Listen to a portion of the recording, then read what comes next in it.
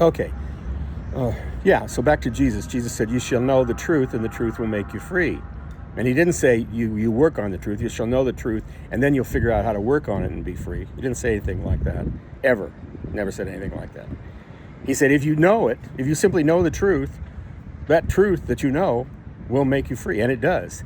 Particularly when it's the truth about the lies that you believe in, that you're holding yourself hostage with, and you're holding yourself imprisoned over because you're afraid to step out and be the child of God you were when you came into this universe. You got corrupted in mind because everyone else was corrupt in mind, not bad corrupt, just corrupt. Living on false senses, an idea, believing that they were victims of this world, that all that they thought and all the myriad of thought forms and stuff like that were able to attack them. That's why when Einstein, which is kind of the core of where I've really come from in much of this work on these videos, is Einstein said, the most important decision you can make is whether or not you live in a friendly or hostile universe. And it's a commitment, because if you live in a friendly universe, you kiss the hostile one goodbye. That's how you do it. Even though it reacts on you, and even though you have reactions to it, you have to look at it through different eyes. You have to look at it as, well, wait a minute. If I believe this and I think this is danger to me and I've got to do something about it, I'm believing I'm living in a hostile world, aren't I? And it's like, yeah. Oh. What I do when reactions like that happen to me, the ego, that's why the ego loves me so much, works so well with me, because I'm very patient, brings it up and I react, and then I go, okay. And then right away, within a moment or so, I go, well, that's pretty hostile, and I don't live in a hostile universe. I don't believe in a hostile universe anymore. So it can't be true. It's not like I'm trying to fake this. I don't believe in a hostile world anymore. I'm eternal. Everything around here works for me. When I let it work for me, it's amazing what it does. My life is miraculous. Everything is provided for me. Everything that I need in the moment that I need it. I'm not carrying around. I'm walking around like Jesus. That's the best thing. Could Jesus manifest things? I kind of think he could.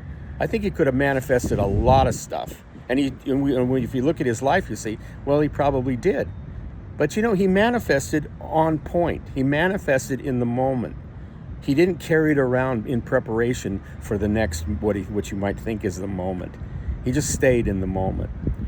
And thinking really doesn't work well in the moment.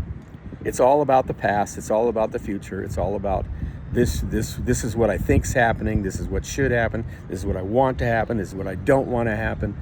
Or just noise, just a lot of noise just coming up, subconsciously and consciously just rattling, monkey mind just rattling, saying, stay on point, stay on point, stay on point, danger, Will Robinson, danger, Will Robinson. We really kind of have an overall one, and I'm sorry I'm dating myself with that. I should say something. That's from original and the remake. I think the remake had it too, of Lost in Space, where the robot was real best buddies with the young astronaut guy, and whenever he got in trouble, he'd go, danger, Will Robinson, or trouble was coming up, he'd go, danger, Will Robinson, danger, Will Robinson. Well, that's our ego, saying, danger, Will Robinson, danger. It's a robot.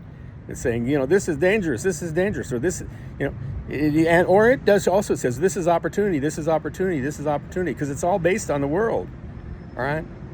But we know what the world is and what it isn't. And in the world, it goes up and everything comes down. It's entropic. It goes up and everything comes down. That's the way the world is. That's the physics of the world. That's how we created it. That's how we formed it. Cause and effect, karma, like attracts like begets like, as in mind, so in manifestation, all right? What you think is what you get.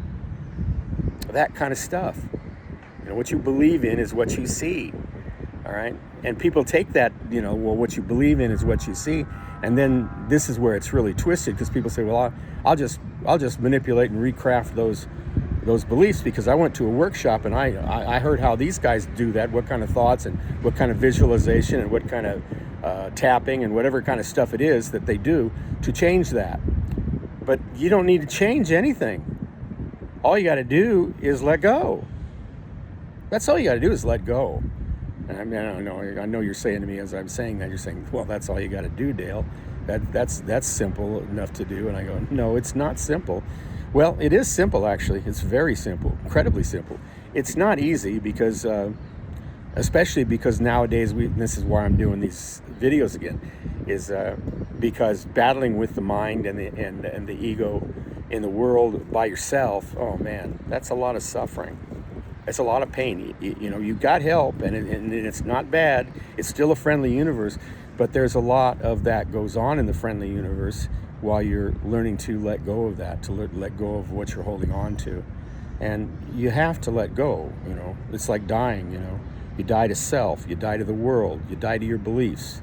You know, that dying is a seeing them for what they are and making that choice to die to them, to let them go, and to trust, because all of a sudden you have more faith in what's beyond what you're holding on to than you do in what you've been holding on to forever. That's really where it gets down to. All right, this is the second one. I'm going to do one more now. I'll stop here.